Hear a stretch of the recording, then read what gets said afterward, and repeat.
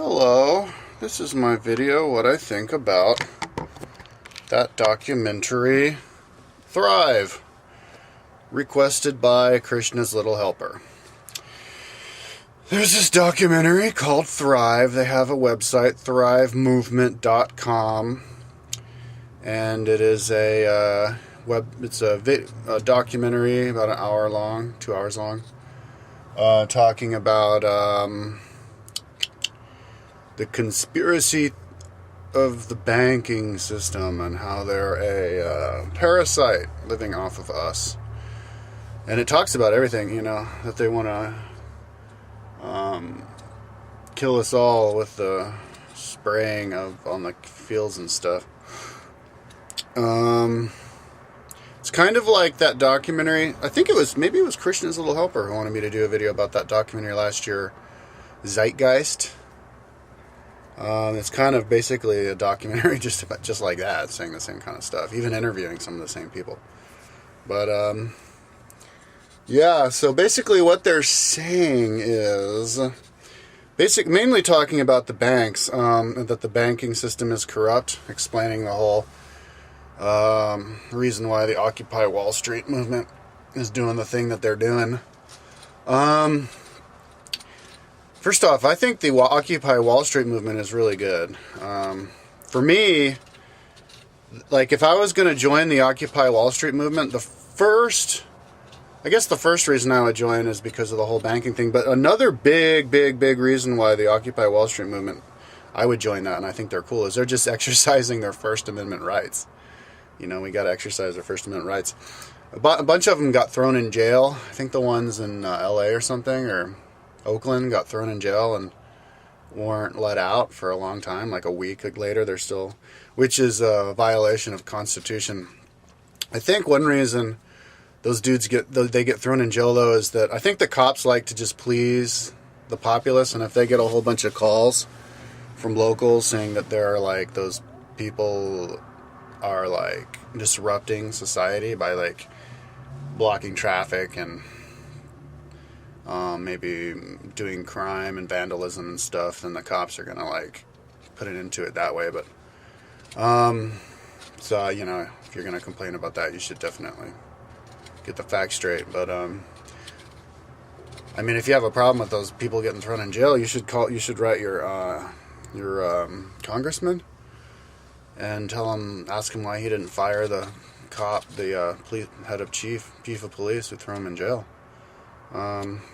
Yeah.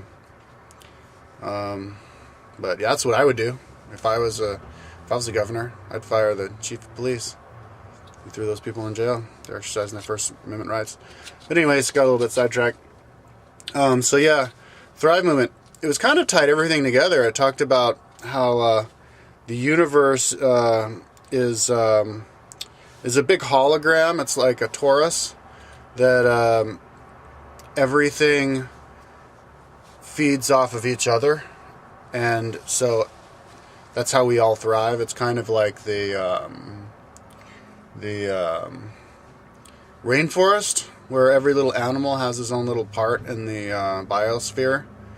The lizard eats the bugs and keeps the bugs fit and strong, and then feeds the monkeys. And it all works off each other.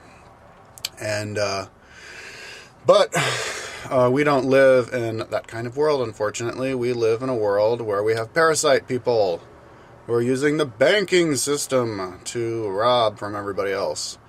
And that happened because back a long time ago, we had our money system was basically in just gold and silver.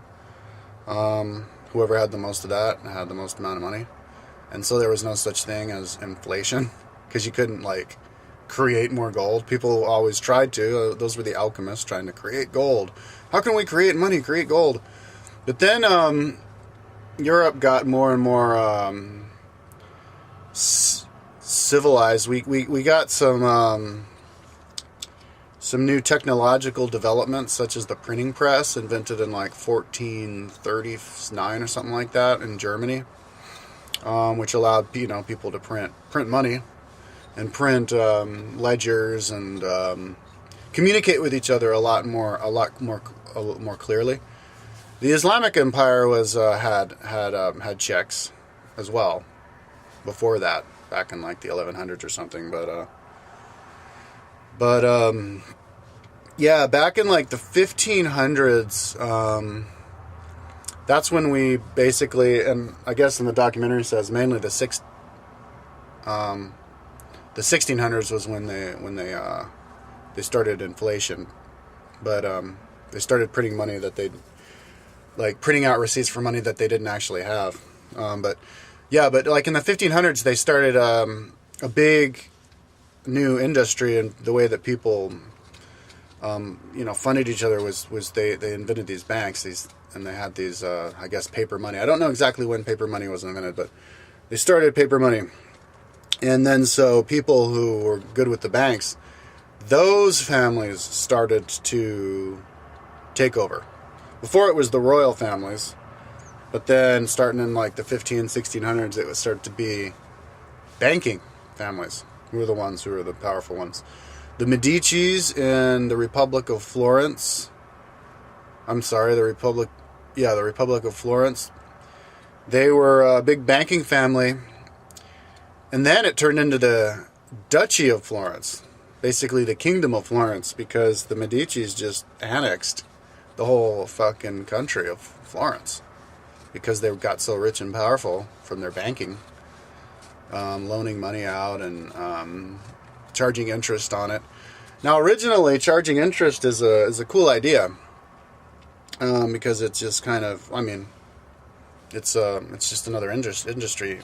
It gives people motivation to loan people money so that people can start businesses and make money. That was kind of the beginning of the middle class, people being able to be entrepreneurs, borrow money, and start businesses. And it wasn't like you were just before that, in the days of feudalism and kingdoms, you were just you were subject to the king or the royal family, who had all the money, and they would basically, it was their decision if they wanted to give you money and help you grow and do stuff. It was all up to them, and they give you the money. But then with the invention of banks and loaning money, normal people could have the opportunity to get really rich if they wanted to. But and that was allowed, with the printing press and increase in communications and trade around the world and all this stuff. But yeah, the Medicis, they basically took over Florence. And then in the Austria, it was the Rothschilds, who were bankers, who were Jews. Since the beginning of time, the Jews, that was always something that the Jews did. They were the bankers. They were, like, even in the days of Jesus, remember Jesus got all pissed off at the Jewish moneylenders, the Jewish bankers working in the temple. The bankers worked in the church back then, and he said, no, don't make your money, don't confuse that with religion. He got pissed off the bankers 2,000 years ago. But yeah, like the Jews, they were the ones who loaned money to Ferdinand and Isabella, who used that money to take over all of Spain and make Spain a kingdom, annex all the other kingdoms, Leon, Castile, and Galicia. Anyways, all these other ones under the end, and kicked out the Muslims, the Moors, and started the Spanish Inquisition. And instead of paying back the Jews that they borrowed their money from, they just kicked them out. They did the Spanish Inquisition, so they were bad people. And then those Jews had to move up to Ireland, Scotland. But yeah, so the Jews were always bankers, and that's probably where most of the anti-Semitism comes from. That's why the Germans didn't like the Jews, because Germany did the inflation so much in the Weimar Republic before they became Nazi Germany. So much that, like, one guy would have a piece of money one day to be able to buy like a bag of rice, and then the next day he'd have to cart in a whole like wheelbarrow full of it just to buy a bag of rice. And so they blamed the bankers. Obviously, it was the bankers' fault, but since the bankers were Jews, they blamed the Jews, and that's one of the reasons I didn't like the Jews. But anyways, that was kind of like the beginning of banking. But yeah. So anyways, according to the documentary, in the 1600s, bankers started, like, originally bankers just printed out receipts, money, and that was supposed to represent like a pound of gold. This, you can trade this in for your pound of gold, and then you carry this around, so you don't have to carry all this gold around, which is heavy and cumbersome. And I guess since the economy was getting bigger, people would have to carry more gold around, and so then the bankers started printing money out for gold that they didn't have, because they could, I guess it's called a Ponzi scheme, where they just print out the money, and if somebody wants their money back, they would just use the money that they had deposited and use somebody else's money that they deposited and loan that out. And so anyways, what we have now is, I guess, banks have 10 times the amount of money on paper than they actually have in the vaults. They have 10 times as much money loaned out. And so they make money by, and since they they charge interest when people borrow money. They're basically, people are borrowing money off of other people's deposited money. So the bankers are making a whole bunch of money. I compiled a list. My mom sent me this Forbes magazine. Can you see it? Sean Parker on the cover. October 10th, 2011 edition. My mom sent this to me because I don't know how she got it, but she's like, yeah, you should ask money from these people for my timeline, because some of them want to give their money away. And it's true. Bill Gates, he wants to give all of his, 10 years after the date of his death, he wants all of his money to be gone. He's not going to give any of it to his children, because he thinks his children will be spoiled if he does that. So he's going to give all of his money away. But he wants to watch his money get spent on, like, he wants to cure malaria in his lifetime. Kind of pat himself on the back for that. So I think that's cool. But anyways, this magazine happens to have all the billionaires in America, 397 of them. And out of those 397 billionaires, 30 of them are from oil, 6 of them are from banking, and 26 of them are from hedge funds. And then a whole bunch of other ones are from like stuff having to do with banking, basically, most of them. I'll read out the list at the very end of the video, just in case you're interested. But yeah, basically what the banks do is they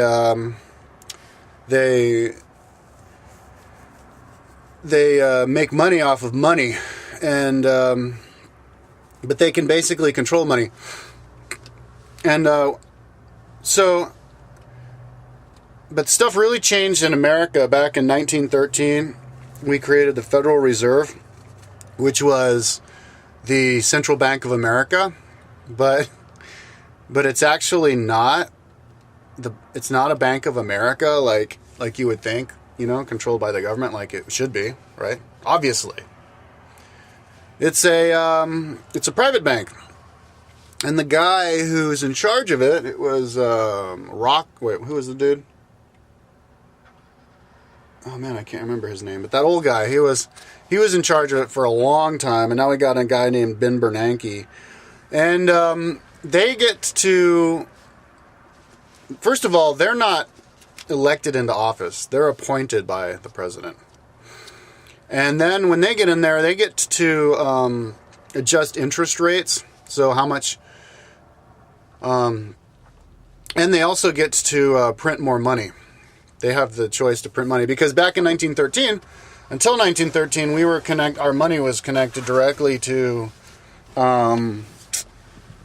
gold, like the gold standard. This money was connected to a thing of gold. So there was no such thing as inflation. Inflation stayed steady, like all the way until 1913, I think. But I know that for a long time, inflation was totally steady. And then they were like, well, we want to pump up. This was at the beginning of World War I. Maybe they were doing that so that they could increase the economy in order to like pay people to make bombers or something. I don't know. But anyways, they created the Federal Reserve, which is basically this bank where they took it off the gold standard, or maybe they did that in the 70s. I can't remember, but they took it off the gold standard. I'm not really up on 20th century history yet, but they took it off the gold standard, and they can print more money, as much as they want, which basically makes it possible for them to rob from people, because if people, citizens, normal people have a certain cut of the pie,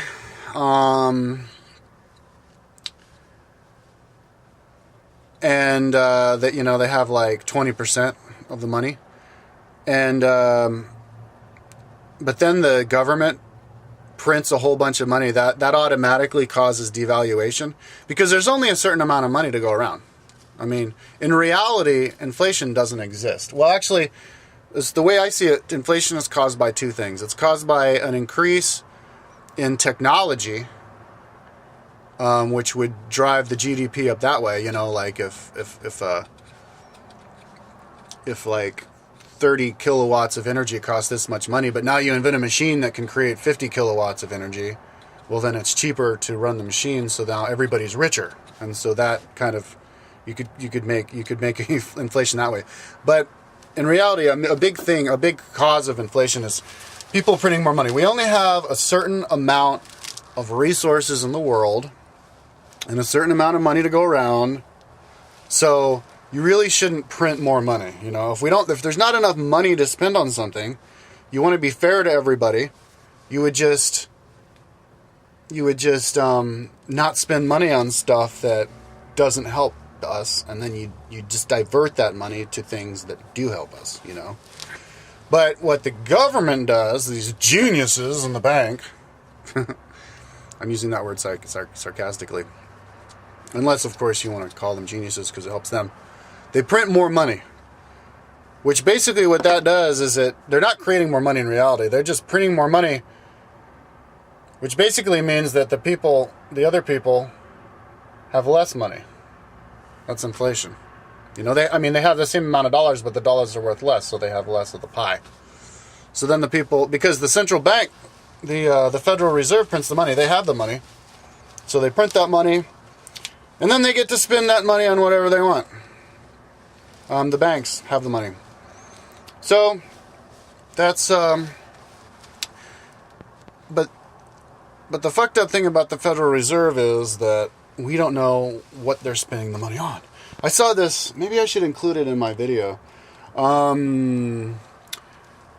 There's this part where Ron Paul is in there talking to, in the Congress, talking to Ben Bernanke, and he's like, yeah, what did you guys spend all this money on? He's like, oh, we invested in various offshore accounts and various here. And he's like, yeah, but where? He's like, well, I'm not at liberty to discuss that. And he's like, well, don't you think you should be at liberty since it's the, taxpayers' money? He's like, well, I don't think so. If we did that, then we wouldn't be able to do what we're doing. I'll include the clip. If we, and he's like, I wouldn't think so. We're not telling you what to do with the money. We just want to know what you're doing with the money. It's different. If we don't like what you're doing with the money, then we could tell you what you're doing with the money. And I think that's basically what he was implying. But, but yeah, they basically can do whatever. They can do whatever they want. They can print as much of our money as they want, and then they can do whatever they want with it, and they can do it without us having the right to know what they're doing with it. And the guy who's doing it, the chairman of the Federal Reserve, isn't even elected. He's appointed. So it's a big old fucking gobbledygook. And I think what happens is when you can do that, when you can print as much money as you want, and then devalue the currency so that the other people who had, money now have less of it, less of the pie, which means that they really have less money. Then they can use that money to they're buddies with the government, and we can use that money on shit that doesn't help out. And I think that's one problem with what's going on with the economy right now is all these people. We have all this money being spent on stuff that isn't helping people, and also money in the pockets of these really rich people who basically have it in their vaults. They're like hoarding the money, and they're so it's kind of like back to that idea of the Torah circulating the energy around. It's kind of like the energy just gets like stopped up. Well, actually, I guess they had this little diagram, a little graph of a tape where I'm just like sucking off of the rest of it and going into them, and yeah, that's what it looks like to me. Because what we're doing is we're spending 20% of our taxes get siphoned off to the military, to defenses, and that doesn't help anybody. Granted, sometimes soldiers go in and bring food to poor people or whatever, but for the most part, what we're spending our money on is really expensive weapons and stuff that don't help anybody. All it does is kill people. That's what weapons are designed to do. And we've got all these, 40,000 soldiers sitting around with their thumbs up their asses in Germany?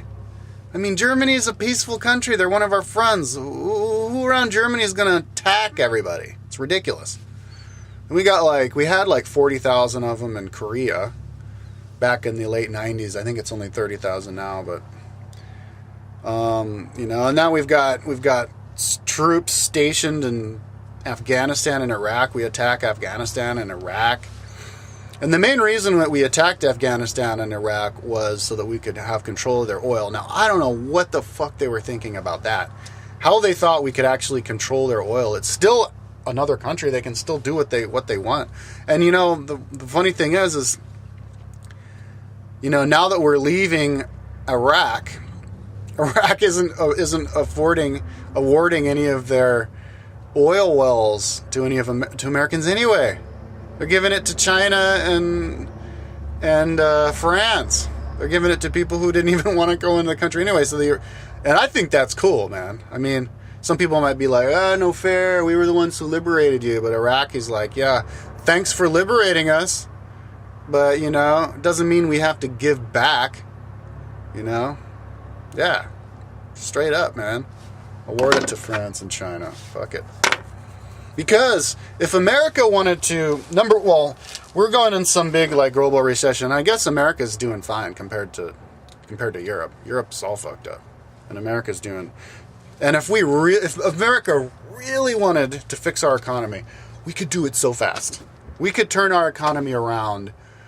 Well, I was reading a little bit of Fortune magazine because I was in the sauna the other day, and I guess there was an interview with Bill Clinton. He said, if we were to liberalize the money that's tied up in equity or some kind of stuff or whatever, we could get it back into circulation within 5 years. But anyways, I think if we were to bring all the troops back from all these countries, including South Korea. I mean, if North Korea attacks South Korea, the whole world's going to be against that. And it would be easy as pie to crush North Korea. And that wouldn't be a unilateral thing. It could be, we could send a couple of our... that's what aircraft carriers are for. So we don't have to have station troops over there. We send one of our aircraft carriers over there and we'll bomb the fuck out of North Korea or whatever. If they even do that. But if we take our troops out of North Korea, North Koreans wouldn't have as much of a reason to freak out and try to attack South Korea.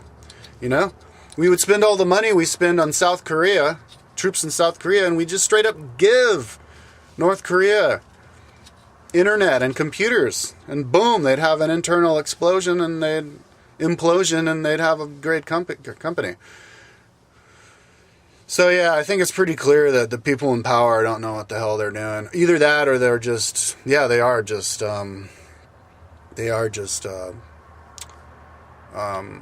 parasites, just trying to help each other get rich. What I think we should do, I mean, well, actually, let me get into my opinions later. I'll talk about what the film says. And then, what else did they say in the film? Yeah, that's what banks do. They just do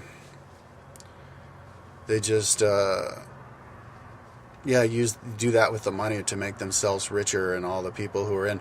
There was this one guy, I saw this on the Young Turks the other day. I can't remember his name. Hank Azaria. No, that's an actor. Hank something, right? There's this guy. He was over at Goldman Sachs, one of these, I guess, banking. I don't know what any of this shit is. You say hedge fund, I don't know what the fuck a hedge fund is, but they say he's one of these like Goldman Sachs banking dudes, right? He made $500 million at that company, and then he became the Secretary of the Treasury, right? Gets into politics. I guess there's more money in that. And right at the beginning of the recession, he got together with his buddies who he worked with, and traded insider information with them, and I guess they used our money, $700 billion of our money to make $15 trillion with, or something like that. I should have watched the video before I made this, but yeah, that's the kind of people we have in our government. People working for companies, and it's pretty clear to me that the people working in our government and the people running for president and stuff are just whores for big business. This guy Rick Perry from Texas, one of the dudes trying to become president, I didn't read the article, but I just opened up a Rolling Stone, and I guess they had his whole list of all this money that he made from all these companies. And the average, it was like millions of dollars. The average governor in America, governor and senator, they're like multi-millionaires. Yet governors make like $60,000 a year. So how could all these governors be multi-millionaires when they make $60,000 a year? It's because it's from the lobbyists. The lobbyists. It's like that movie with what's that dude? Kevin Spacey that came out last year. Where he was the lobbyist. Yeah, the lobbyists straight up go in and have meetings with congressmen and pay them money. Here's money for you. Do what we say. Okay, and then they get rich. And technically, lobbying's free. Lobbying is where you get to go and you have the meetings with the guy and talk to him. But then what lobby really turns into is just having the meetings with the guy and being like, all right, here's money, giving him money.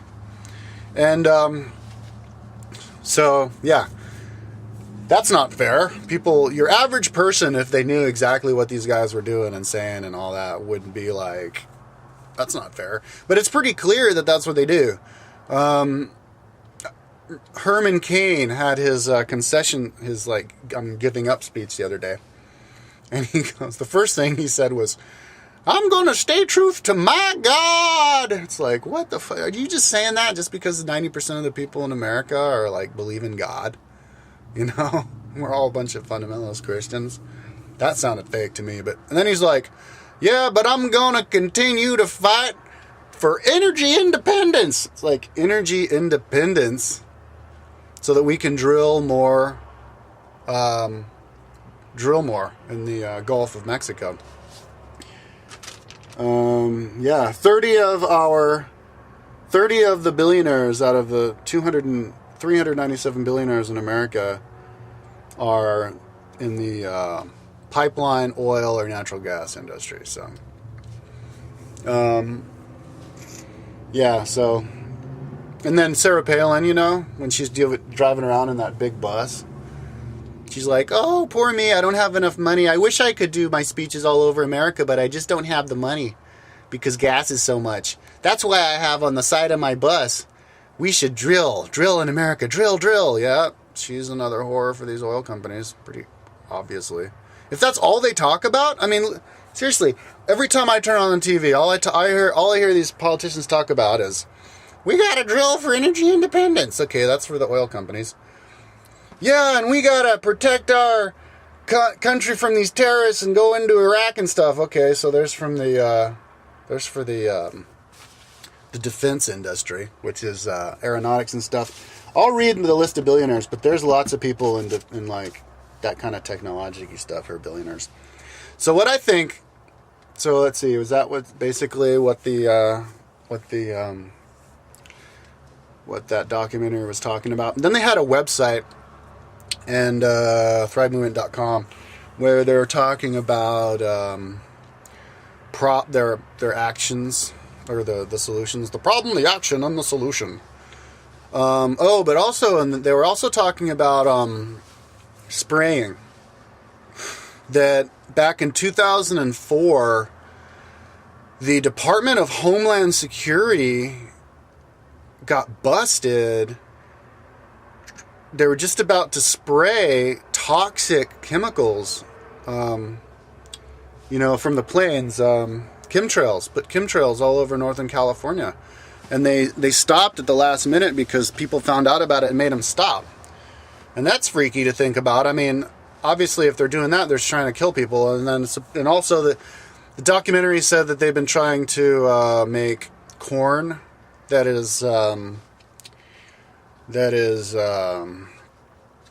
makes men infertile, and I guess the fertility rate is dropping really fast at unprecedented speeds, or something like that. Just as an aside, some people think that smoking marijuana seeds make you infertile. Haha, not true, dude. Believe me, I know. From first-hand experience. Yeah, because I'm a big-time seed smoker, dude. And my sperm has kick. Creates people. Okay, anyways. Yeah. So, I think that's about all that they were talking about. So, what do I think? What do I think about all that? Well, if I were to make a documentary, I wouldn't make it the same way that they make it. They kind of make it out to be like, there's one thing that I disagree with what they say about the documentary, and what they think is that all these rich people are trying to control the world. Like, that's the end game, to control the whole world, kind of like how Hitler wanted to invade all these other countries and control the whole world, and I don't think that's what they're trying to do. Generally, I think that as far as the chemtrails go, I think that there's some rich people who are bad.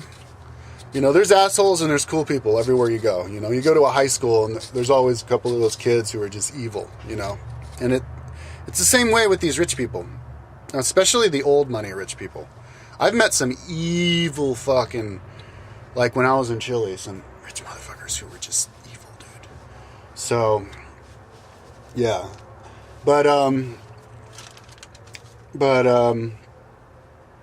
yeah, like entitled people, like they think just because they've always been rich, then it's like their job, obviously, to get rich. And it's not just rich people that have that idea, though, too, man. It's like normal poor people who have that idea. They think that the goal is just to get rich, and if you get rich in whatever way you can, then that's like the natural way for it to be. And they don't understand the concept of like doing what you say you're going to do. And it's always those people who I notice, who I've met like in real life, like like they're like the people who listen to Glenn Beck, and like they're always the ones who then I notice they did something like dishonest, lying, and because they think it's okay, normal people. It's not just rich people. But anyways, yeah, I don't think they're trying to take over the world. They use some quotes, and the quotes are on the website, and the quotes are in the movie. One of the guy, I can't remember what he said, but he was working for Nixon. He didn't even seem like he had an American accent, but he said, yeah, it was a guy, yes, it's a great opportunity for the one world New World Order. And then, everybody knows that all the conspiracy theorists know that George Bush quote, yeah, what we're looking for, and we will be successful with it, is a New World Order. And I looked at, all those New World Order quotes, not all of them, I just kind of noticed that they were there, and I read through a few of them that are on that website, thrivemovement.org.com. And I agreed 100% with what all those New World Order people say. I am a globalist. I am a New World Orderist. I agree with all that shit, because what I hear these people saying is that we need to, and I even heard one of the guys say, we need to standardize everything in the world. We need to standardize, we need to have consistent laws about trade, about, all the laws. What's right and what's wrong, crime, and as well as all the financial stuff. Since we're doing all of this international business, we have to have all those laws predictable, so that it's not just a custom. It's an actual law. It's written down, and you don't do it because that's what other people do normally, but no, you do it because that's the international law. We need to make international laws about everything. And, international tariffs about everything that are straightforward tariffs. So it's not like this country charges 60% on electronic goods, and then this country charges 30% on electronic goods, and this country... No, they all charge the same percent. It's a level playing field for everybody. That's the first step in having a New World Order, a one world government, a one world country, one country, with each country being a different state, but the world is the country. And that's what these globalists want to do. And I don't think people understand that. I don't think the people who made that documentary, or I don't think Alex Jones understands it. I don't think the kid who made Zeitgeist understands it. I don't think the guy who made this documentary understands it, because they never mentioned anywhere in their solutions. At the end of the documentary, he said the solutions. These are the solutions we want to do. What we want to do is take your money out of the big banks and invest in small banks. Yeah, well, if your bank is doing that kind of shady stuff, then yeah, that's a cool thing to do. But then they said we need to have individual currencies for each country and each place. No, we don't want to have individual currency, and we need to go back to the gold standard. No, we don't want to go back to a gold standard. Having our money attached to metals is like flying up into space on the back of a fireball. It's like showing up to court with a bunch of guns. That's the Dark Ages stuff. You don't have to, we should have anti-gravity. We should have, you show up to court, you don't have weapons because we're civilized. We don't have to have our money backed up by something. No, all we have to do is have laws that are transparent. Transparency is what backs up the laws and makes it so that people can't run away and do stuff secretly. If it's all transparent, then the backup are all the other people, all the eyes looking at you going, whoa, hold on. I mean, that's what keeps everybody in line anyway. Actually, David Icke in that movie was saying, yeah, everybody's kept in line because you're afraid of what your mates at the bar will think. You're afraid of... Well, yeah, it can work with criminals working in the banks and jacking up interest rates so that they can muscle people out of the money and all that kind of stuff. It works against those people too, but you have to have transparency. And so that's what Ron Paul's talking about when he wants to audit the Federal Reserve. It's just making the Federal Reserve transparent. It's just looking at how they spend their money. And, and it doesn't mean that we have to take over the whole world. So So basically, the main thing that we want to go against is the oligarchy. It's not like a globalist bankers versus the hippies thing, That's kind of like saying that, there's a difference, because people on let's see, my history, what I think about Romania video, they're always like, because I guess in the video I was like, yeah, Romania used to be like communist, fascist or whatever, and they're like, what? No way, communism and fascism and Nazism, it's totally different. And I was like, no, it's not, dude. They're oligarchies. You have an oligarchy, and then it's the democracies. Those are what are different. You can have different kinds of oligarchies, but it's still an oligarchy. Same thing with the banking. If international banking and international big business is an oligarchy, then it's fucked. Because oligarchies, they do everything behind closed doors. It's all secret. But if it's all open, and the people who do who make the decisions, everybody knows the decisions that they're making. Everybody knows that the money that they're spending, and everybody knows what the laws are. The laws are written down. Then we have a one world government that works for the people. It's a one world government that. Because we need a government. We need regulations and rules and to make it, fair for everybody. But when it's secretive oligarchy, then they can make stuff. Like NAFTA wouldn't. NAFTA is great. I like NAFTA. I want to make Canada, Mexico, and America all the same country because we're all connected. But NAFTA gets fucked up if you have only the big. Only the companies within the approved by the NAFTA organization get to do the inter-border trade. But in order to be one of those companies, you have to pay the $500,000 entrance fee. That's not free trade. That's back to the oligarchy. And one thing that I've noticed happen a lot, because I live all over America. I've been to lots of different towns, towns all over America in the last year. And every town I go to, it's always the same layout, man. You always have Starbucks all over the place. And that guy's a billionaire, by the way. You have franchises everywhere. There's always a GNC. There's always a Safeway. There's always a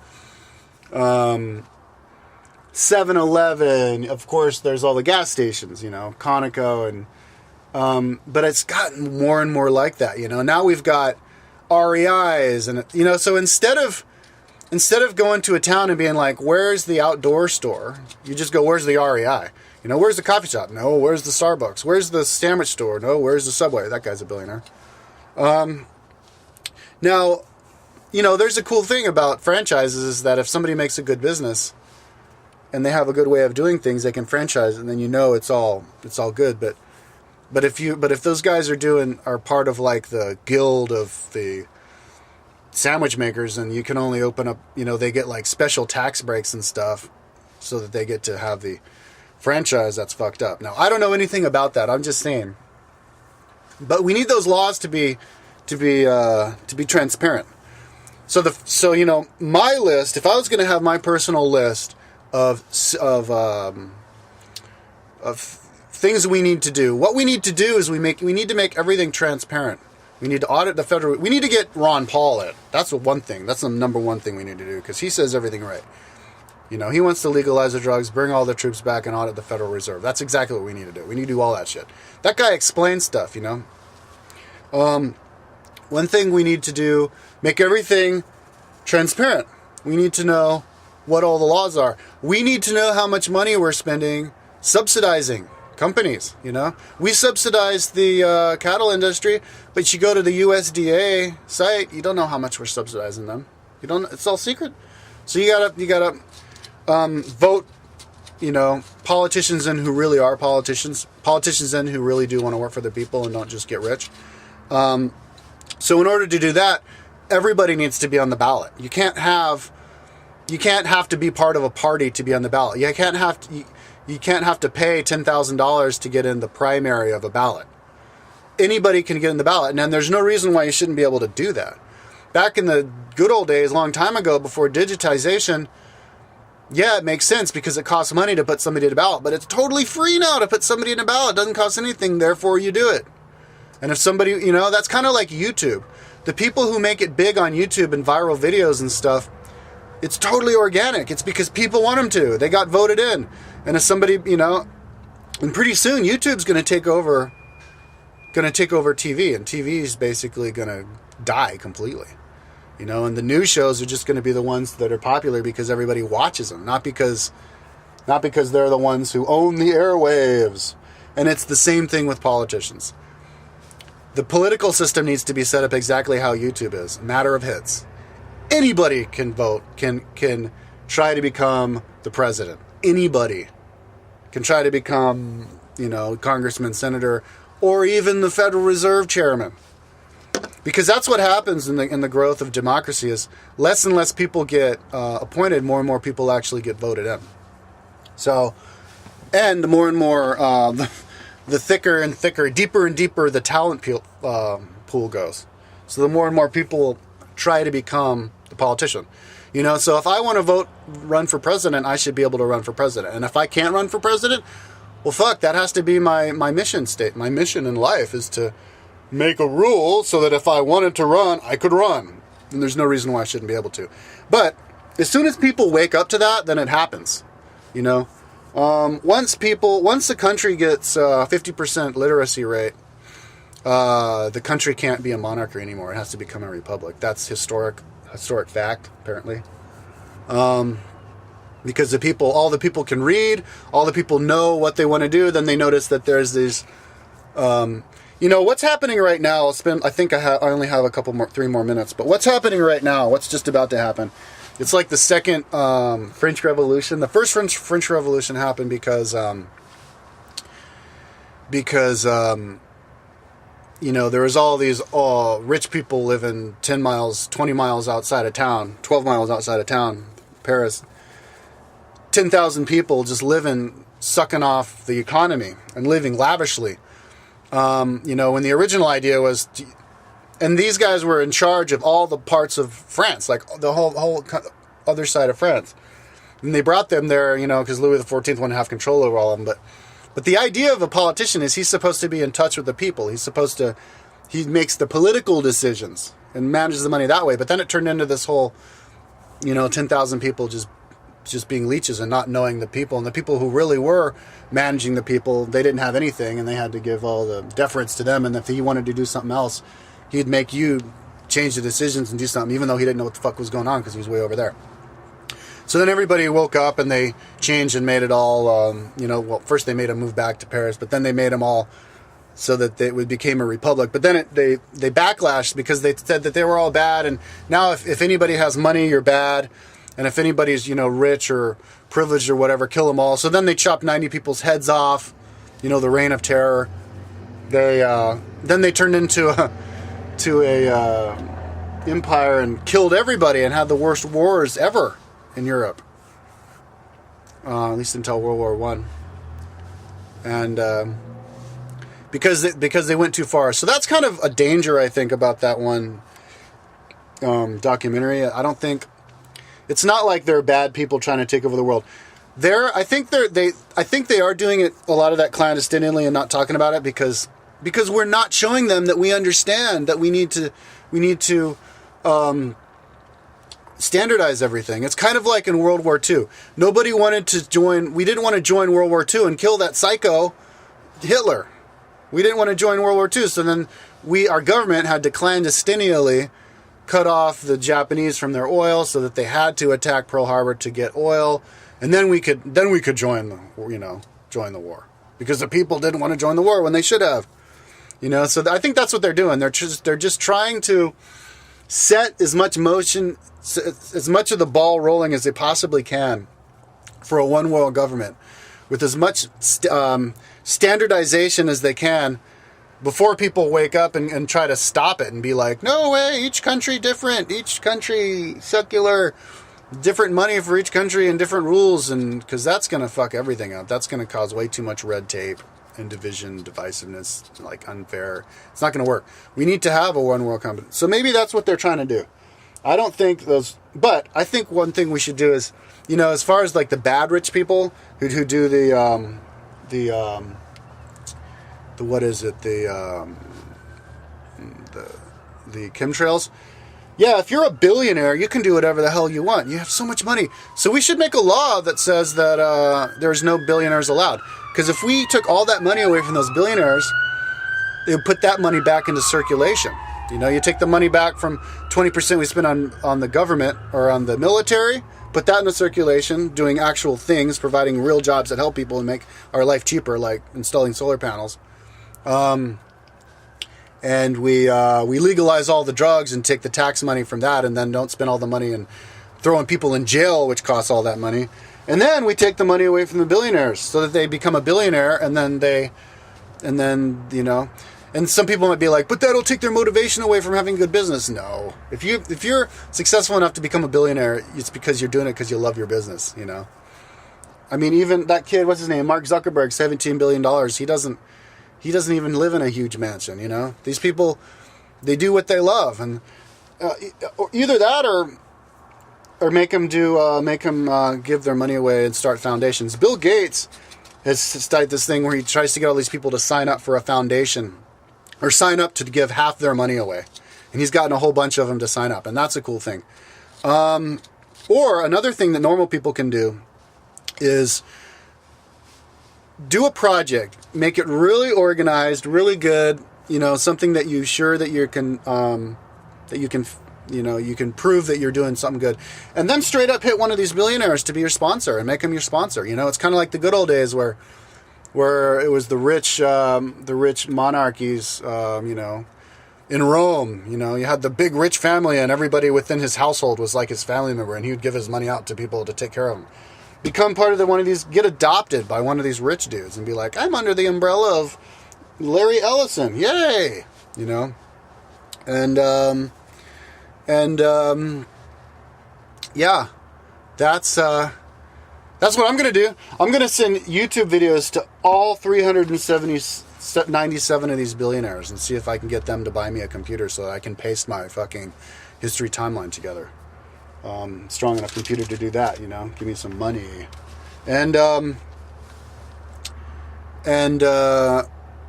Yeah, because that's kind of like, and another thing that we need to do is make it so that it's not cool to be rich. I actually mentioned that, well, I mean, I'm not saying we need to make it so that it's uncool to be rich. I mean, we need to make it so that it's not like what the American dream is to fucking get rich. You know, the American dream needs to be to do something great for the country, you know, but it needs to be cool to be poor. If it's cool to be poor, then people aren't going to strive just to be rich, you know. Oh, I'm going to fucking get laid and have all these friends if I'm rich. You know, no, it's more like, yeah, I'm going to be cool and everybody's going to think I'm awesome because I'm poor, because I can stretch a dollar a long way. So I'm really excited about my living in the van show, and I'm going to show people exactly how much money I spend, because you can live so cheap. Oh my God. Off of canned food, dude. Canned fruit and vegetables, you can live so cheap if you only drive your car a little bit. But it needs to be possible for people to do that legally. It needs to be possible. We need to get rid of all of the vagrancy laws in these stupid towns that have these ordinances against sleeping in your car. No way, man. Look, the American way is, if you're a hard worker, I mean, this is what I heard fucking Barack Obama talk about the other day on his little speech in Kansas. They uploaded this video, man. 55-minute long, Barack Obama giving this speech in Kansas, dude. This guy, I watched 12 minutes of this speech, and he still didn't get to the point. It was exactly the same as one of his, it was like he was on a campaign.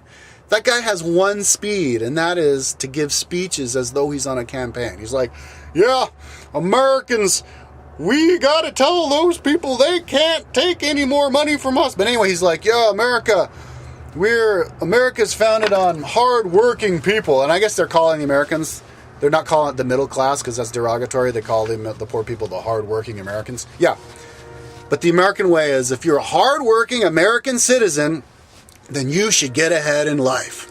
You have the right to get ahead in life. Now, what that should mean is that if you're a hardworking American citizen, if you're a self-disciplined American, then you should be able to live your life. I'm not even asking to get ahead. You should be able to live your life, not get fucked with. You should be able to sleep in your van on the side of the road and not fucking get busted for a misdemeanor and thrown in jail for it. It needs to be legal. And because if that's legal, then if you're a hard-working, you could be poor and you could still do whatever you want. You just get a membership at the gym. You don't even have to have a house. You cook up your fruit and vegetables, and you live your life. You can hang out at the library or the Starbucks all day long, and you can do your job on the computer, because a lot of jobs are digital. You can get a job, installing solar panels. You can get a job. If the economy is as strong as it should be, and the economy should be very strong, because if the money is in circulation, and we should have dole for anybody, so then you could just spend your time doing something. When you're doing stuff, you're going to spend money. If you have to spend money, you're going to spend it, and that's basically that whole metaphor that they were giving of the tourists going around. It's just people doing whatever they want to do. You're doing what you want to do. You are naturally going to feed in to the economy and help the economy thrive. So a big industry of the future is tourism. Because people love to travel. People love to go to... If you're a mountain guy and you grew up in, Aspen, Colorado, where it's freeze your ass off every winter and you ski, you're going to be like, ooh, Hawaii sounds good. You're going to want to go to Hawaii, and you're going to go to the beach and party on the beach. There, and you can't get robots to serve you on the beach. You can't get automated machines. It's people. So that's jobs for people. It's the people serving you your cocktail on the beach and showing you where your bungalow is and giving you a tour of the jungle. It's people serving people. Tour guides. And that's a fun job to do. If you live in Aspen and you're a skier, and you have your job, what job do you want to have? You want to teach the dude from Hawaii how to ski. You want to take him up the mountainside, and then you go and you sell him the beer and you drink, and that is the industry of the future, tourism. And then travel, obviously, is an integral part of that. Now, I think another thing that this guy was saying in the documentary is that there is technology for free energy out there. And I think he didn't mention it, but I think there's also technology for anti-gravity. Because he was talking about aliens abducting people, and the energy coming out of the ship looked like a torus, and it was an anti-gravity machine. And I agree with all that. I think that it's free energy. I mean, free energy, it's actually common knowledge that free energy does exist. They invented the Bloom box. That's actually powering all of Silicon Valley. It powers Google and Yahoo and all that stuff, and it's just this thing that invented by a scientist who was it was powering the space station, and it runs off of like trash or something. And yeah, but there's all kinds of different free energy devices. I mean, he was actually in this documentary. I'm glad that I remembered to mention it. But yeah, this documentary, the guy was talking about.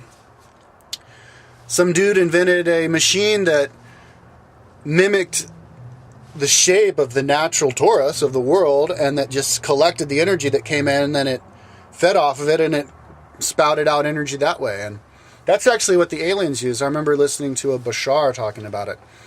And yeah, little kids in school on the planet where they're from, the Essassani, a little school project that their alien kids do is they make their own little homemade energy devices, energy machines, that are made out of these. They look like these tetrahedrons, because that's the male form, the masculine grid of the torus, as when the energy comes in through the torus, that's what it follows as it comes through. So you make that little tetrahedron, and then you wrap wire around it that comes in, and then and it creates it. And creates the energy. So when we have free energy, we'll be able to fly all over the world, and anti-gravity. We'll be able to fly all over the world somehow. Maybe even if it's just prop planes. Fly all over the world, or the aliens could come once we have peace. They'll show us how to use their little spaceships. And fly all over the world. That's my mom. I'm going to call her back. Fly all over the world in tourism. And do tourism. That's the way of the future, man. It's socialized stuff, teaching you and competitions and, bike races and CrossFit competitions and tourism and adventure. And I mean, people are going to be busy up to here doing all that stuff. And they're all going to be busy working with each other, and that's what's going to keep the economy going. But we need it all to be, steady laws so people can't get away with all that kind of stuff. So all this globalism stuff, I totally agree with. But in order to get there, we have to allow, and this guy made a really good point in that documentary, and that I guess he read a book by some dude from like the Russia or something. And, communism, where communism fucked up is, they wanted to make it so that everything was state-owned, and everything does have to be state-owned. But they made it all state-owned but controlled by an oligarchy. And when it does that, and they're like, oh, but don't worry, these stupid people, they don't know how to spend the money, so we'll make the decisions for them. And so they, like the guy Ceausescu from Romania, he forces everybody out of the fields and into these big cities, builds these huge buildings, and then doesn't even finish them and gets thrown out. And forces people to have all these babies, and then just like farms them like cows, like nobody even takes care of them, and then they most of them die in the cribs, and it's just Ceausescu's kids. You should see the documentary. But yeah, man, you can't have that oligarchical, oh, this is for the good of the people, we make you do this, we make regulations for the people. No.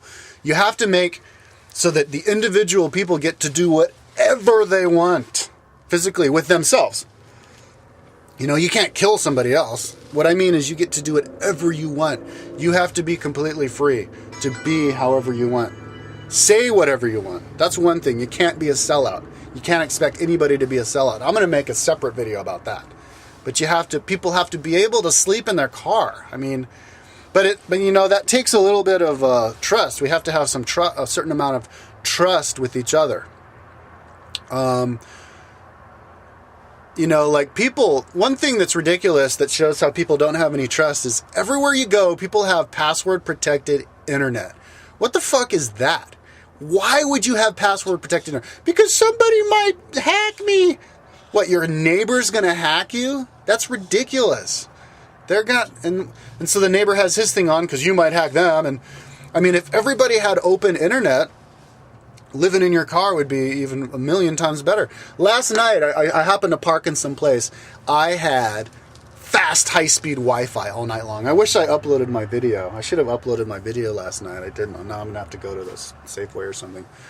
But yeah, because some dude forgot to put, or maybe he was really cool, and he just didn't put his security on. So it's that kind of thing, man. We have to, open up.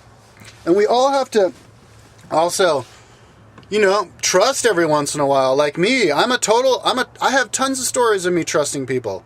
Of course, I get burned, but at least I have the stories of trusting people and getting burned. Instead of being like, well, I didn't trust them because I know I was going to get burned, Because if you trust somebody and then you don't get burned, it's like, oh, it puts this warm feeling in your heart. Now, I get burned all the time, dude. I loaned a dude $250. He didn't pay in Honduras. Of course, he didn't pay me back. When I went to find him, he pretended he didn't even know me. And then this other guy, I loaned him money to get across the border into Guyana, and then I paid his way across Guyana. And first time he was, oh yeah, I'll pay you on the other side of the border, and he didn't pay me. Oh yeah, I'll pay you when we get to Jamestown, and we get there, and he's like, oh whoops, and yeah, so he never paid me. And then I loaned You know, and then I let the Argentinians, you know, oh, we don't have the money, we'll pay you later. So then I waited and I kept working for them and ended up working 2 months for free. But, you know, at least I have those stories. At least I, you know, trusted. And maybe that's why a reason nobody wants to send me their hard drive. So I can give them 300 gigabytes of history audio. Because they're like, oh no, maybe it's a scam. Maybe he just wants to steal my hard drive. It's like, what the fuck? We have to start trusting each other. And we have to have battle scars, dude. What is a warrior? A warrior is who gets out there and he fights and then he gets beat and he has the battle scars. But he brags about his battle scars, man. So that's me, bragging about my battle scars. Yeah, I trusted this guy and then he fucked me over. And I trusted that guy, loaned him money and he fucked me over. You know? I became roommates with this guy, this one kid. And then it turned out he just wanted to be roommates with me so he could invite all of his other friends to stay there and then, you know, shove me out. And then, but at least I have these stories, you know. This is my battle scars, yeah, because I trust. But one thing, you can't be like, oh, you're an idiot, you're a fucking asshole because you trust people. I made a video a couple months ago when I was in Sacramento, and I was like, yeah, and here I am at this particular gym, and I parked over there. And last night, and then all these people, they started a forum about me, a forum thread, 7 pages, and they all hated my guts, called me a douchebag.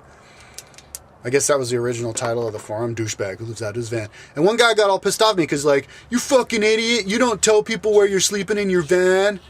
That's asking for trouble, you douche. But it's like, no, man, I'm showing people where I'm living because people want to know, and I want to inspire people. And if it gets me in trouble, then that's my battle scar. Oh, I'm a warrior, battle scar, cool. But you can't be an asshole if you trust people. In Chile, the poor people, there's this word called huevón. It actually means everything. It can mean friend or whatever. But the way that my wife used it a lot is huevón means somebody who's just trusts people. If you're like a gullible person who trusts people, you're like a huevón. You're like an idiot. It's like, of course you don't do that. You suck. And that's kind of like high school mentality, but we can't have that kind of mentality. The person who trusts people needs to be seen as a warrior, getting out there, you know, like, come on guys, let's go. You have to run into the fog where you don't see what's in front of you and have faith. Because those people who go into the fog with faith are the people who end up becoming successful. When all the pilgrims crossed the ocean to the New World in these tiny little boats, you know, I bet you a lot of people back in England were like, what a bunch of idiots. They're just going to sink. Their boats are going to sink. And then what are they going to have to show for it? But they made it to the other side and they created their own huge pastures of land, you know. And all the colonists, they were like 3 inches taller than the old world people because they ate better. They had more fresh air. They exercised more, you know. Yeah, dude, the only way you're ever going to get ahead is if you, how did the Polynesians find Hawaii? It's some crazy people who all these people were like, oh, you're going to die in that canoe. But they find Hawaii and they go, yay, you know? So those are the people who need to, so if somebody's like, yeah, I'm going to take the password away from my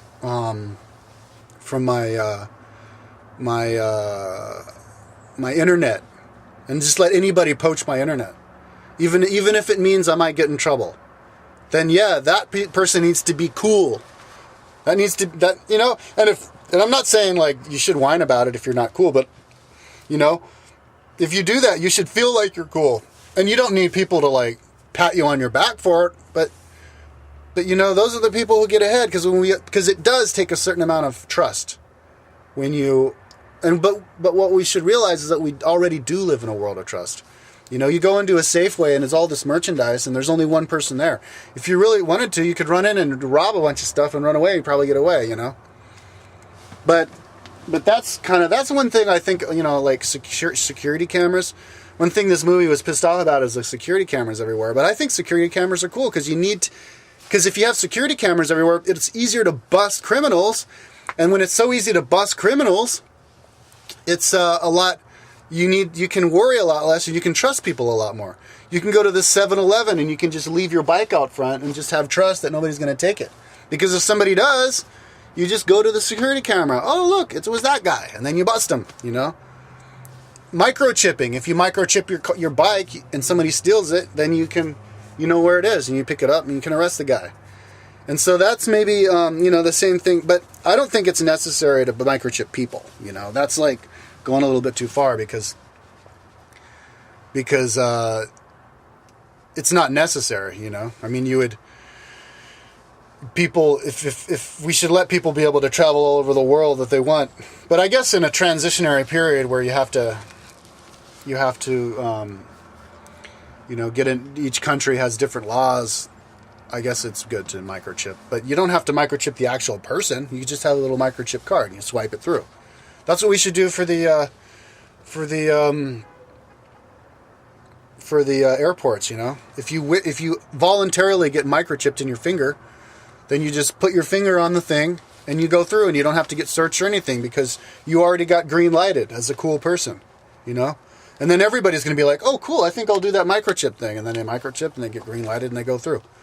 But the problem people have with that is that when it's an oligarchy, when the people in control of the money and everything do everything secretive, then obviously you can't be that. But when it's all open and all the people in control are all voted in and we all know what the laws are, nobody's going to have a problem with everybody being microchipped.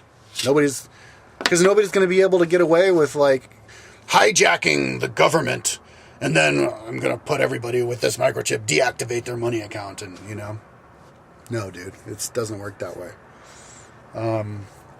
So here, let me read a little list of all the rich people, okay? I'm going to go 1 through 397 of all the rich people. Okay, the richest guy is Bill Gates with $59 billion, and he's with Microsoft, okay? So Microsoft, Berkshire Hathaway, that's Warren Buffett with, that's a hedge fund, okay? Oracle, diversified, Walmart, hedge funds, casinos, Walmart, Amazon, Bloomberg, Facebook, Google, hedge funds, Dell, Microsoft, Candy. Those are the Mars. Got to go to the next page here.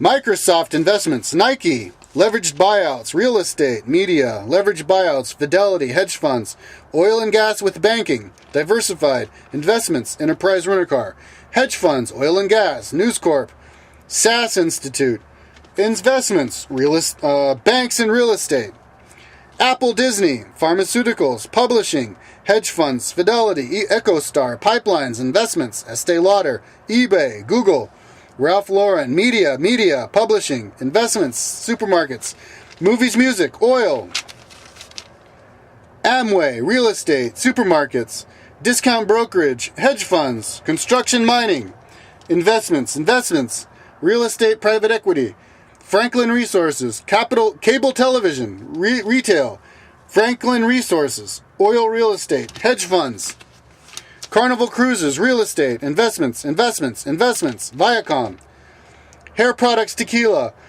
Hobby Lobby, oil investments, retail, leverage buyouts, Intel, oil investments, retail, oil and gas, hedge funds, Facebook, computer services, real estate, SAS Institute, discount stock brokerage, pipelines, medical devices, pipelines, discount tire, leverage buyouts, pipelines, Walmart, Estee Lauder, real estate, media, private equity, supermarkets, investments, hedge funds, sports, real estate, Star Wars, real estate, aircraft leasing, Johnson & Johnson, natural gas, real estate, engineering construction, hotels, restaurants, book distribution, transportation, sunglasses, casinos, investments, manufacturing, oil and gas, investments, movies, television, real estate, mining, healthcare, retail, natural gas, investment banking, private equity, information technology, diversified, casinos, hotels, leverage buyouts,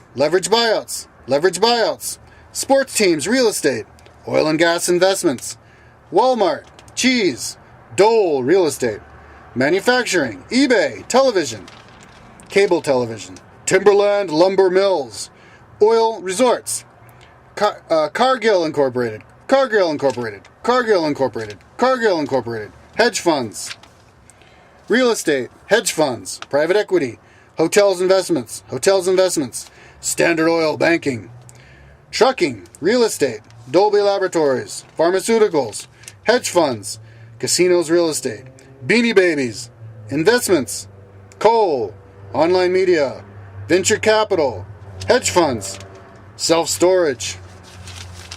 Go to the next page. Cable television, investments, SC Johnson & Sons, SC Johnson & Sons, SC Johnson & Sons, SC Johnson & Sons, SC Johnson & Sons.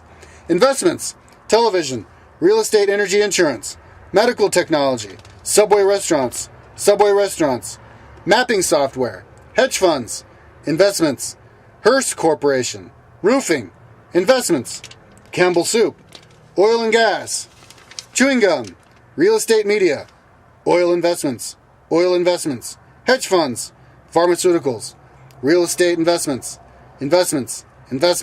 Facebook, frozen food, real estate, investments, hedge funds, real estate, oil, real estate, supermarkets, shopping centers, Gap, okay, Getty Oil, pizza, online gaming, agriculture, water, food distribution, Facebook, Best Buy, cable television, software, pipelines, business software, leverage buyouts, private equity, Hearst Corp,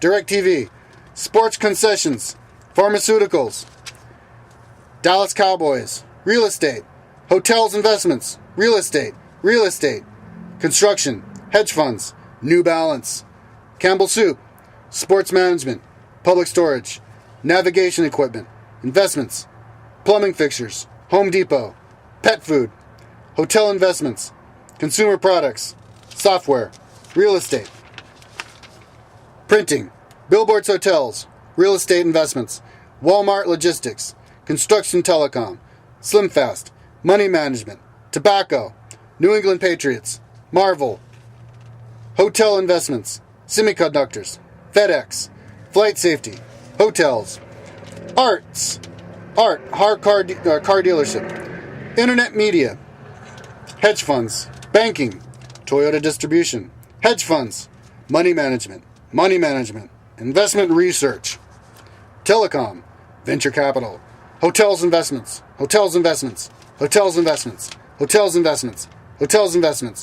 venture capital Google, real estate, investments, chemicals, money management, oil investments, Gap, Quicken Loans, manufacturing, LinkedIn, lawsuits, Groupon, hedge funds, energy sports, transportation, leveraged buyouts, and, web hosting, investments, real estate, PayPal, Facebook, leveraged buyouts, oil and gas investments, investment banking, hedge funds, pipelines, paychecks, investments, transportation, Indianapolis Colts, leveraged buyouts, cable investments, hotels, radio, oil, real estate, medical patents, computer services, real estate, oil and gas investments, diversified natural gas. Natural gas, outsourcing, salsa, outsourcing football, Home Depot, money management, Cargill Incorporated,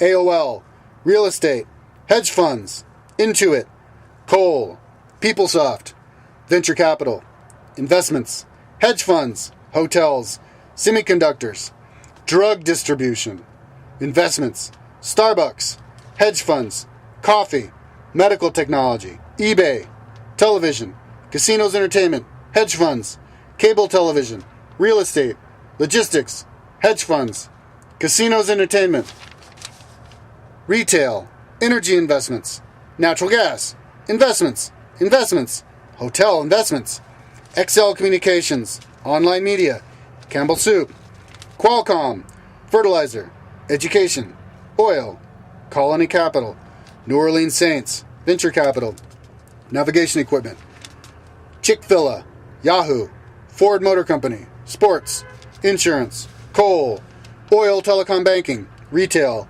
medical devices, Philadelphia Eagles, oil, insurance, banking, real estate, venture capital, medical technology, Yahoo, Xerox, Progressive Corp, real estate, Washington Redskins.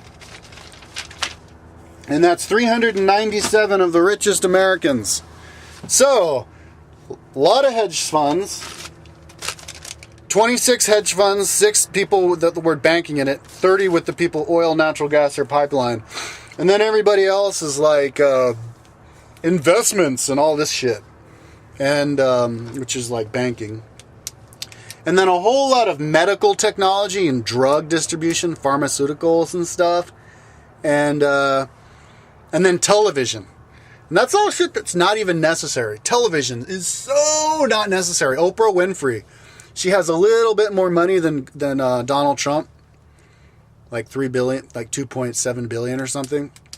Television. I mean, she's basically just like another YouTube channel, only it's the cable network, so everybody watches it because we all watch the TV, you know? And then the pharmaceuticals. We don't need any of that shit. That's just people that's the only reason people do that is because they're not allowed to smoke weed, you know? But anyways, yeah, we need to make everybody free to do whatever the hell we want. We need to be able to get abortions. We need to be able to smoke crack if we want. Do whatever we want. It's our body. We are individual kingdoms unto ourselves. Smoke marijuana, for God's sake. I mean, it's a fucking plant, dude. Come on. What else? And then live free. Live free. If you want to live on $1 a day, you should be allowed to live on $1 a day. And I swear to God, it's possible. Almost. Here in America. You live off canned fruit and vegetables, and you sleep in your car around the block from the gym. You get up, you work on your computer at Starbucks, do whatever the fuck you want. You go to the gym and work out, and you're naturally going to want to get a job to make money so you can travel. And then you're going to get involved in some project to help people. You know, people when people go to school should not be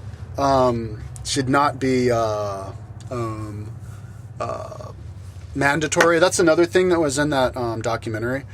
That school is mandatory, and it's, you know, designed by, and it was our school system where you have to get up, show up at 7, leave at 3, change periods from this to this at this certain time. It's like a factory. It's designing people to be in a factory, and it was originally started by the Prussians, and it was because they were the ones who really got going with the Industrial Revolution in the 1870s. They designed the schools to be like factories, so people would show up. Because before that, people were just like farmers and stuff, and they didn't understand the concept of showing up at a certain time. I mean, they get up at dawn anyways, because then they'd have to work all day. But they would go off for lunch as long as they wanted. They come back and they just work.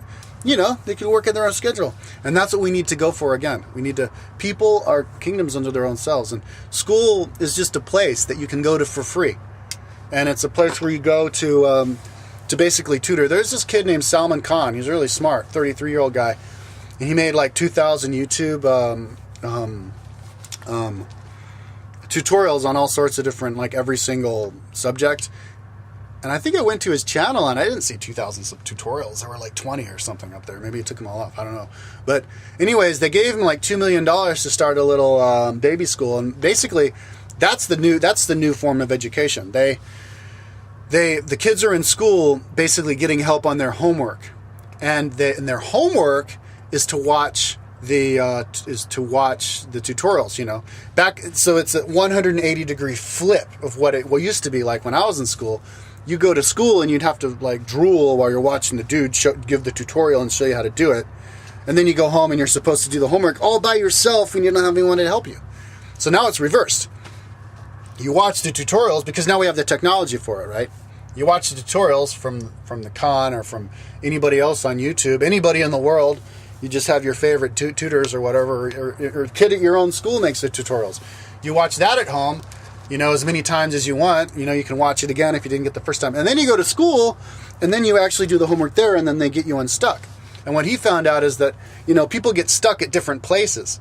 So, like, if one kid, he's really stuck at the beginning, but then he goes through, and then he can actually pass up the guys who are before him before. So people can actually move at their own pace.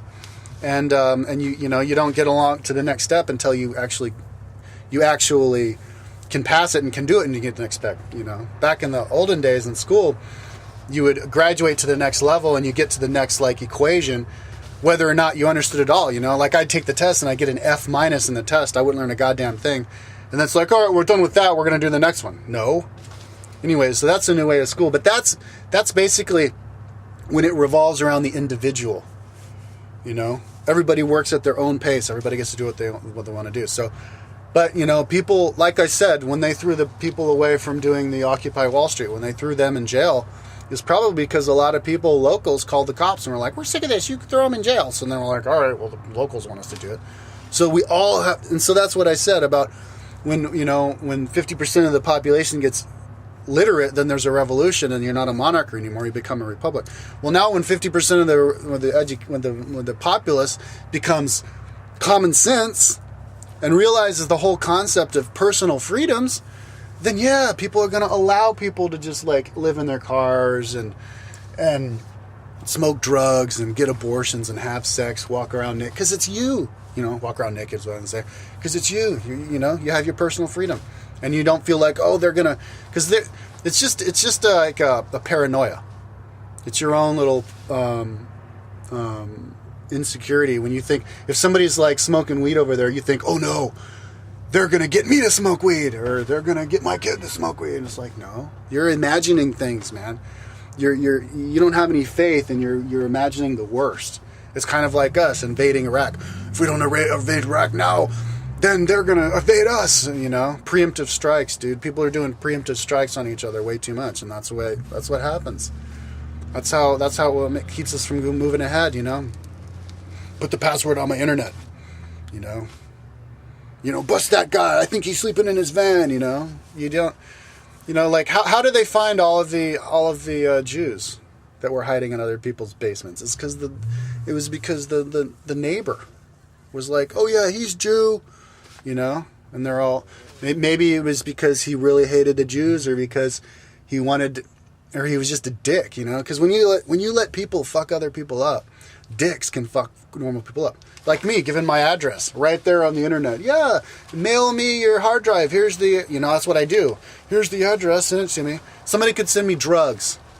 They could call the fucking cops and be like, yeah, this guy's going to pick up drugs, man. I got a tip. I'm not, it's anonymous though, and then they fuck me. Yeah. So if we make everything legal, people can't fuck you because it's all legal. So you can't get fucked, unless, and then the cops actually can be out there busting real criminals, people who steal bicycles and carjackers and fucking child rapists and stuff, man. That's crime. And they have to have the actual energy and manpower to do that. But if they're using all their manpower busting the stoner and the dude sleeping in his van, or the guy like, totally benign things, it's like, it doesn't work, man. So yeah, we're all individual God kings, and that's what we need to do. And yeah, and that's basically what I think about that movie, that documentary, Thrive movement. But yeah, I don't think it's good to make people think like that they're bad, Those rich people are bad. Just look what happened with the Reign of Terror and the French Revolution. Just take over the system that already exists, and make it transparent, and allow anybody to try to vote to become president, and vote for the real politicians. Don't vote for the people who are for work, for the rich people. There you go. Peace out. Signing off. I forgot to say one more thing that was important. When I looked at that website, thrivemovement.org, I was, they didn't show the documentary. The guy says in the movie, oh yeah, we'll show you the documentation, but I didn't see any documentation of the spraying, the chemtrails that they tried to do in Northern California in 2004, sponsored by the Department of Homeland Security. I didn't see any documentation for that. I didn't see any proof. So one thing that I think is bad about these kinds of documentaries like Thrive and stuff is when you say like, they did that, and then you don't show the documentation. I'm not just going to believe you. I mean, it's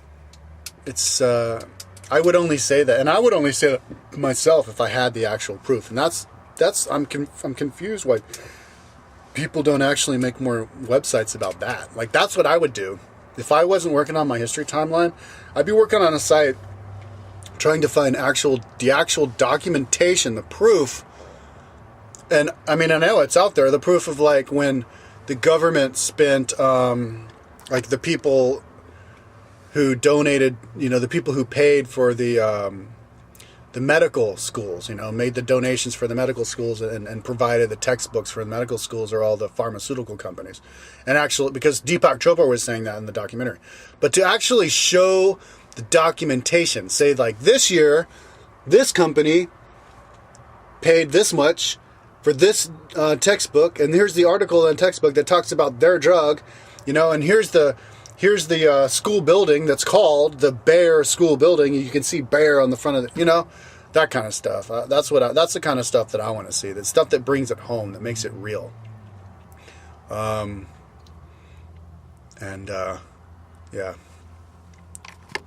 Oh yeah, I forgot to say one more thing. Yeah, I think what's about to happen is kind of like a new French Revolution, it's kind of like the second Great Depression. In the first Great Depression, or it's similar, kind of like the second French Revolution, the second Great Depression, where when the Depression happened, it happened because all these people were doing stuff that today we wouldn't even think about doing, like insider trading. It was a lot easier to do, and they didn't have nearly as many regulatory laws about that. And so then they made all these new laws, and so now they can't do that kind of stuff, and it provides safeguards for that. So yeah, now we just need to step up the laws and make new laws about that kind of stuff. That's what I was talking about before, like making people, changing laws. Like the guy can't be, this cop just scoping me out. The cop can't be the guy can't be